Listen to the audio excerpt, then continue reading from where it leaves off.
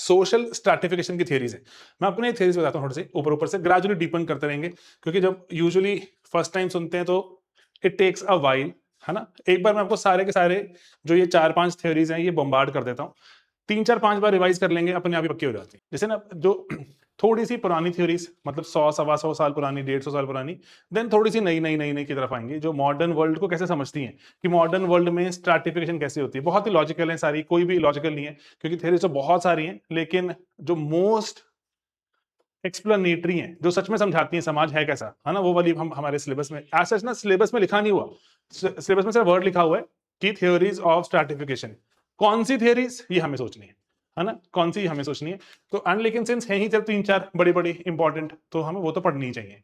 जैसे एक तो है मार्क्स ही, मार्क्स की सिंपल सा आइडिया है, मार्क्स का आइडिया बहुत ही सिंपल है कि ऊंच नीच का एक ही सिर्फ पैमाना एक ही कारण से होती है, विच इज कैपिटलिज्म, या फिर हम बोले लेट्स से इकोनॉमिक, है ना। कि मार्क्स का जो प्राइमरी सेंट्रल आइडिया है वो है इकोनॉमिक, है ना, कि इकोनॉमी के कारण हो रही है। मार्क्स कह रहा है इकोनॉमी के कारण, तो इसलिए मार्क्स का जो प्राइमरी कंसर्न रहेगा ना, तो यहां पे मैं लिख देता हूं, चलो, वो है क्लास।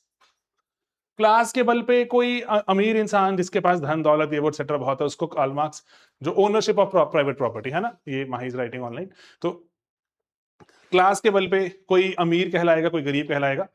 विद टाइम मार्क्स को क्या लगता था, ये डिफरेंस हट जाएगा। कैपिटलिज्म में ही रहे अगर हम, कैपिटलिज्म में कोई अमीर कोई गरीब होता है, विद टाइम मार्क्स को क्या लगता है, ये डिफरेंस घट जाएगा, या फिर पोलराइजेशन हो जाएगी, भाई अमीर तो बहुत अमीर, गरीब बहुत गरीब होने वाला है। मार्क्स को लगता है पोलराइज हो जाएगा, इसलिए वो गरीबों को बोलता है हथियार उठा लो, है ना, रेवोल्यूशन की तरफ चल पड़ो, अदरवाइज तो बहुत बुरे दिन आने वाले हैं, है ना। जैसे अच्छे दिन आने वाले थे ना, ऐसे मार्क्स बोल रहे हैं बुरे दिन आने वाले हैं, तो इसलिए मार्क्स कह रहा है उठाओ भाई हथियार, रेवोल्यूशन की तरफ चलो, अदरवाइज तो दिमाग खराब हो जाएगा, फटाफट से चलो। तो कार्ल मार्क्स कहता है कि रेवोल्यूशन ही तरीका है ना, क्लास स्ट्रगल से ही मुक्ति मिलेगी, अदरवाइज क्लास का मतलब क्या होता है, इकोनॉमिक एस्पेक्ट, बोलते हैं ना कि upper class, lower class, middle class, किसके, पैसे के हिसाब से, है ना, मॉनेटरी पैमाना है। लेकिन अब ना मार्क्स के बाद और भी लोग आए, क्योंकि मार्क्स फेमस था बहुत ज्यादा, वेबर वगैरह ने भी आके बात की, कहते सर बात सही है आपकी, पैसा पूसा बहुत इंपॉर्टेंट है ना, लेकिन दिलजीत दोसांझ जैसे लोग भी हैं हमारे दुनिया में, जो पैसे पूसे बारे क्या सोचे दुनिया, है ना, वो कह रहे हैं कि लेकिन दिलजीत दोसांझ को क्या चाहिए, उसको छाना है ना, स्टेटस। तो वेबर कह रहा है कि सर और भी चीजों के लिए लोग पागल होते हैं, और भी चीजों के लिए ऊंच नीच होती है, तो सिर्फ पैसा नहीं है। तो वेबर 3 चीजें बोलता है, कौन सी, कि लोग पैसे के लिए भी कर रहे हैं भाई, है ना, स्टेटस के लिए भी कर रहे हैं, एंड पार्टी, मतलब पार्टी का मतलब है कि चिल करना, पार्टी नहीं, पॉलिटिकल पार्टी, पॉलिटिकल कनेक्शंस, है ना, उसके लिए भी कर रहे हैं, CSP। यार आपको दिख रहा है, क्योंकि मुझे तो कुछ नहीं दिख रहा मैं यहाँ पे क्या लिख रहा हूँ, क्योंकि मेरे तो लाइट इतनी तेज पड़ रही है। आपको दिख रहा है ना यहाँ पे क्या लिख रहा है, हाँ यहाँ पे दिख रहा है, ओके। देन फंक्शनलिस्ट, ये भी आते हैं, आज से कुछ 100 साल पहले की बात है, जो 100 से भी थोड़ा कम, फंक्शनलिस्ट भी आते हैं। ये ओल्ड थियरीज हैं, ओल्ड एंड रेलिवेंट, पेपर में पूछी जाती हैं। फंक्शनलिस्ट वाले आते हैं, कहते हैं फंक्शनलिस्ट, नाम में ही, शब्द में ही छुपा हुआ इसका जो सारा राज। फंक्शनल, कि फंक्शनल का मतलब क्या होता है, मैं बोलता हूं जैसे लेट्स से ये पेन चल रहा है, तो पेन इज फंक्शनल, है ना। नहीं चल रहा होता, मैं बोलता डिसफंक्शनल है, या फिर नॉन फंक्शनल है ना, ये चीजें सिंपल है। तो चल रहा है, तो कह रहे हैं सिस्टम चल रहा है, कुछ तो कारण होगा, हमें वो कारण ढूंढने हैं, कारण क्या है कि क्यों चल रहा है। अगर इतना ही बेकार सिस्टम होता है, समाज उसको उखाड़ फेंकता, है ना। फंक्शनल है तो भी चल रहा है, फंक्शनलिस्ट आके एक्सप्लेन करते हैं क्यों चल रहा होगा। फंक्शनलिस्ट ये एक्सप्लेन करेंगे why the system is like that, कि पूरी चीजें स्ट्रक्चर समझते हैं कि अच्छा ओके ओके, ये जो लेट्स से कास्ट सिस्टम को फंक्शनलिस्ट कैसे समझेगा, कास्ट सिस्टम को, कि ऊंच नीच है कास्ट सिस्टम में, कैसे समझेगा, इंटरडिपेंडेंस, है ना, इंटरडिपेंडेंस है। अगर किसी को आपने लेट्स से पूजा पाठ करने मंदिर भेजना है, तो उसको थोड़ा शुद्ध रखना पड़ेगा, किसी को तो अशुद्ध होना पड़ेगा, है ना। ये हमने जाना था, लुई दूमो टाइप बंदे बात भी करते हैं, है ना, कि डिवीजन ऑफ लेबर भी मान लो, इंटरडिपेंडेंस मान लो, वो कुछ ना कुछ एक्सप्लेन करेंगे। मार्क्स ऐसे कहेंगे लोग कि नहीं नहीं सर, कि आप ही बन जाओ अशुद्ध, है ना, मेरे को क्यों बनाया हुआ अशुद्ध आपने, मैं शुद्ध बन जाता हूं, आप बन जाओ अशुद्ध, है ना, कि मैं ही क्यों वर्कर बन के मेहनत करूं, मैं बन जाता हूं मालिक, आप मेहनत करो जाके फैक्ट्रियों पे। तो मार्क्स कह रहे हैं ये हो रहा है लेकिन मंजूर नहीं है। जो ये फंक्शंस होते हैं, कह रहे हैं ऐसे ही तो होता है, ऐसे तो है, इसमें टेंशन क्यों ले रहे हो, कि लड़का लड़की में भेदभाव, है ना, लेट्स से सिंपल, कि शादी के बाद लड़की जा रही है लड़के के घर, है ना, तो ऐसे ही तो होता है समाज में, ऐसे तो होता है, लेकिन लड़के क्यों नहीं चले जाते, ऐसा क्यों नहीं होता, ये भी तो सवाल उठता है ना, ऐसा क्यों नहीं होता, कि तो लड़की मतलब जनरली अब बहुत अभी तो मॉडर्न वर्ल्ड में तो ये बहुत ऑफ्ट आस्क्ड क्वेश्चन है कि लड़कियां पूछती हैं कि हम ही क्यों जाएं, है ना, कि लड़का क्यों नहीं आ सकता। तो उस केस में हम बोलेंगे ऐसा ही होता है, दिस इज द ट्रेडिशन। तो बहुत बार जो ट्रेडिशनलिस्ट होते हैं, ट्रेडिशन होता है, फंक्शनलिस्ट है ना, फंक्शनलिस्ट एक्सप्लेन कर रहे हैं कि हो क्यों रहा है, why this thing is functional. Various लोग आते गए, वेरियस तरह से एक्सप्लेन करते गए। अब इसमें प्राइमरी यहां पे हमने देखा नहीं, उसे आगे आएगा लिखे।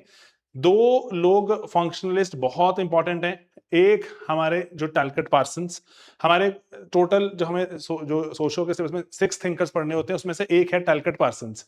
Parsons is the most organised thinker of all.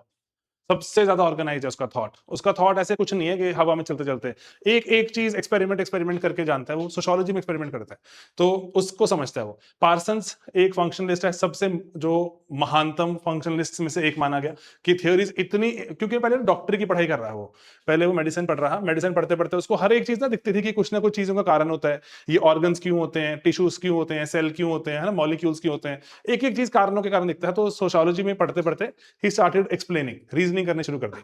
दूसरा है डेविस एंड मूर, दो भाई, दोनों तो भाई हैं, बहुत खतरनाक है, और दोनों ही एक्सप्लेन कर देते हैं कि इसी कारण से सोसाइटी में है और इसको तो हटा ही नहीं सकते। कार्ल मार्क्स टाइप लोग नहीं आते, ये बोलते हैं कि नहीं नहीं लड़ाई करो, झगड़ा करो और सिस्टम को इक्वल बनाओ। तो ये कहते हैं सर हटा के दिखा दो आप। ये तो फंक्शनलिस्ट इतनी ज्यादा है कि यूनिवर्सलिस्ट है, कि ये ऐसा नहीं है कि सिर्फ अमेरिका में या यूके में या कहीं और है, सब तरफ ही है भाई ये ऊंच नीच, और ये एक कारण से है, ये इसको कोई हटा ही नहीं सकता। तो कई फंक्शनलिस्ट ऐसे भी हुए। ओके, अब रिसेंट थियरीज हैं, रिसेंट भी कहने को रिसेंट है लेकिन हो गए इनको भी कुछ कुछ 30-40 बरस भी हो गए, है ना। व्हाट्स स्पेलिंग, अभी स्पेलिंग सार्थक आ जाएंगे भैया, है ना, टेंशन मत लो, अभी मैं बताता हूं आपको, अगली स्लाइड में स्पेलिंग है, एक बार समझ लो बस, है ना। तो अब बेक, गिडन्स आएंगे, वार्नर को भी आए ऑलमोस्ट 70-80 साल तो हो गए। तो लेकिन ये मॉडर्न क्यों माने जाते हैं, क्योंकि अभी हमें इस मायने पर समाज ज्यादा दिखता है। इन दोनों की जो थियरीज हैं वो है रिस्क पर। वो कह रहा है मॉडर्न वर्ल्ड में ना कि अमीर गरीब हो ये मत बताओ मुझे कि अमीर हूं, पैसा बहुत है मेरे पास, स्टेटस बहुत है, आप रिस्क अवॉइड कर सकते हो।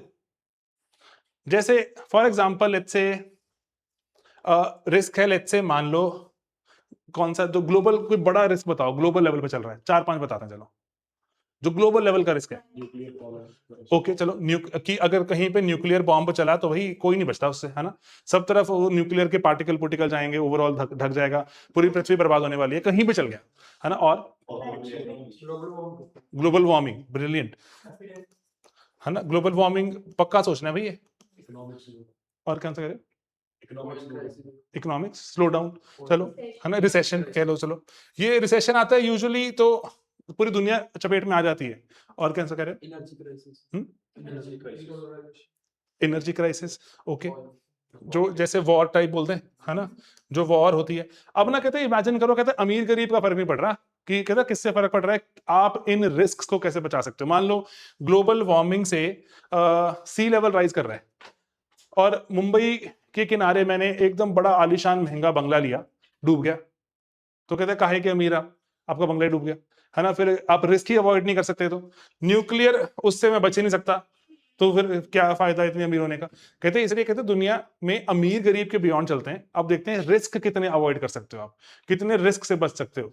गिडन्स इसमें आके, एक ही किताब है उसमें, किताब में वेरियस एसेज भी हैं वैसे, तो गिडन्स उसमें ऐड करता है, गिडन्स आके ना उसमें ऐड करता है एक सिंपल सी बात।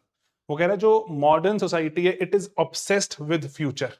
आप सब बच्चे, ये ऑब्सेस्ड विद फ्यूचर है, सिर्फ फ्यूचर का सोचती है, प्रेजेंट क्या है, क्या अचीव कर लिया नहीं किया कोई फर्क ही नहीं पड़ रहा है, फ्यूचर नहीं खराब होना चाहिए मेरा,